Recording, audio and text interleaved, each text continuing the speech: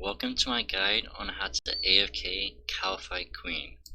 Keep in mind that actually paying attention and bringing two styles is better kills per hour if you are pet hunting, but if you just want to AFK, this does work as you'll get 25 kills per hour. Now let's go for the requirements. First off, you will need to have 98 Archaeology, and that will be for the Persistent Rage relic, which does require 150 energy and then 3,000 chronodes. And now let's load the preset.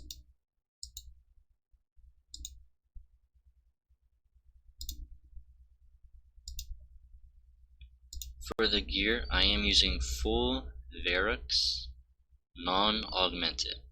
So if you do have access to invention, of course you could augment it and put like precise 6 and then like crackling or biting on the armor to speed up the kills. I am using Silverhawk boots and Cinderbane gloves.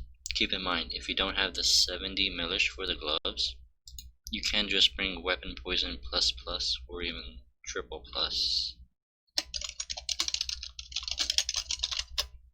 Now, the Dragon Rider amulet is a quest from one of a kind, but if you do not have this, you can simply use a Brawler's knockout necklace for the strength bonus. The only difference is if you are using the Dragon Rider amulet, you don't need this super restore. But if you do have it, then you don't really, all you need is just 5. And then I have a fire cape for a strength bonus and prayer. And then again, if you have anything better, you can use that, but you will need to have the full Verac. Next up, the elf shard to restore prayer, overloads, a steel titan or any combat familiar with the scrolls. You can use a ripper demon, but this is such an easy boss, and you will not profit no matter what from using the scrolls. 500 armor spikes, and then noted potato cacti, wine of Zamorak, 1 rune arrow, 1 death, and 1 blood rune, and also magic notepaper. So let's get this party started. I'll build with adrenaline, and the aura we will be using will actually be a common one in a lot of my guides, and that will be the penance aura. But strangely enough, this is probably the only place that even with using the penance aura, I cannot maintain my health. I cannot maintain my prayer. So let's start the session, and then you want to go all the way west. Activate penance, soul split and turmoil, and then holy overload, and then just have your auto retaliate on. Now for my action bar, I have it set up with meteor strike, cleave, barge, sever, hurricane, sacrifice, quake, assault, smash, dismember, and then lastly slaughter. The last 3 are just like what you pray, and then when you need to bank after the hour, you can just teleport to War's Retreat.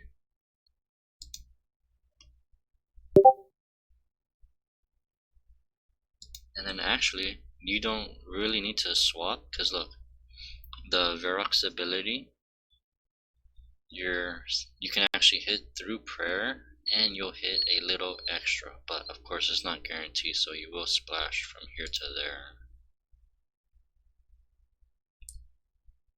So I'll just put these little 2, there we go.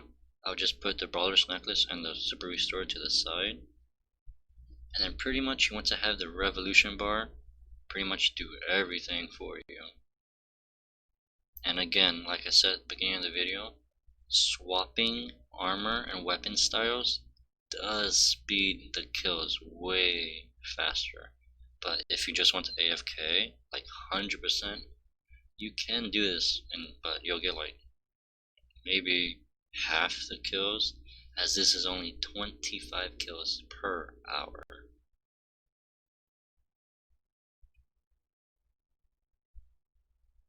And as you see, the soul split does maintain your health. And now I'll go over about why I bring so many super restores. I've done this for about 5 hours worth, and I seem on average to use 1 super restore sip every 3 minutes. So with that, you'll need about 20 worth doses. But now if you're using the elf shard, you can drink a prayer sip 3 minutes, and then 3 minutes later activate your elf shard, and then the next 3 minutes drink the super restore.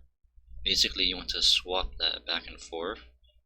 I mean, unless you want to pay attention like right now when you kill it, and then just turn the prayer off.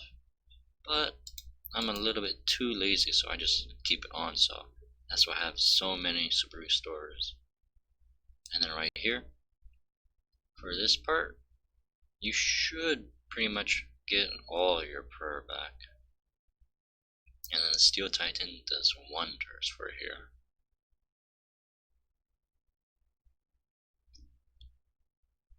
The magic notepaper, it's actually for the lava battle stats that this boss can drop that the spring cleaner does not work on. But other than that, it does work on, like the spring cleaner works on pretty much everything else. And then from time to time you'll get some raw sharks, but this method doesn't really use food, so I just bring the 3 sharks just in case I get smacked or when my armor like completely fully degrades. So that's just like in case I forget to even repair it. And now let's go over the XP per hour. I was getting between 60 to 65k XP per hour in combat. And now for the GP per hour, I seem to average about 750k GP per hour. This can actually go up to maybe 1.3 millish, and that's because the wine of Zamorak. They are a common drop, and each wine of Zamorak is about 11k, so it's like a 200k drop when it does happen. But for the most part, you won't get them as common, as some hours only get like 1 for the whole hour. And then the potato cacti, it's pretty good money, it's like 2k each. And then that's pretty much about it. It's just keep in mind that if you don't have these Cinderbane gloves, you'll want to be using the weapon poison. That's if you don't have like the 70 mil to afford them. Ooh, look at this, wall runes. Perfect, 60k right there. And now, let's go over the rewards for killing the Kalphite Queen. She has a couple rare drop tables, and that would be the Dragon 2-hand sword, the Kalphite Queen head, which you can stuff and then put in your house. And of course she does have a Kalphite egg pet, but that has 2 forms, but you only need to get the Kalphite egg drop once, and then it will unlock both of them. The first one will be like, it's basically 1 for each form, but you only need to get it once as a drop. And then as for the blue and crimson charms, on average I was getting between 30 blue and then 30 crimson, so it's fairly good. But I mean, you have better stuff like, I don't know, AFK Shadow Creatures as my previous guide. That is far better for farming the charms if you want. And then that's it for this guide. I mean, it's fairly straightforward. It's just a lot of AFK and you get slower kills than you normally would. And with that, thank you all so much for watching this AFK guide for the Kalphite Queen. And good luck on your pets, because this will be pretty simple grind, but hopefully you don't go over 10,000 kill count like I have before. And enjoy the rest of your day.